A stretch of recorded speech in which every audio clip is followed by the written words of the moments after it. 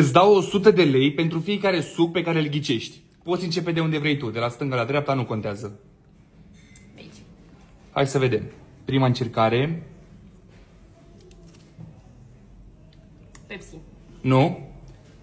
Ai două variante la fiecare. Dacă vrei poți să și guși de 2 ori. 7-Up. 7-Up, bravo. 100.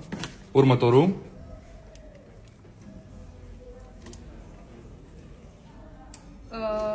Hai să vedem.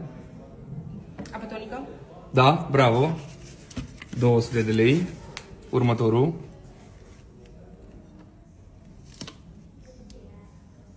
Mirinda. Mirinda, bravo. 300 de lei. Le ghici pe toate până acum.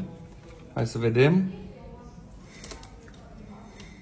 Piersică.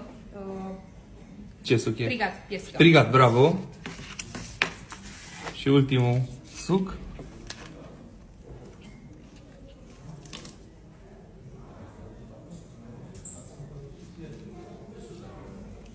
Hai să vedem.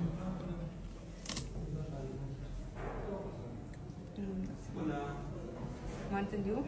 Nu, ai greșit.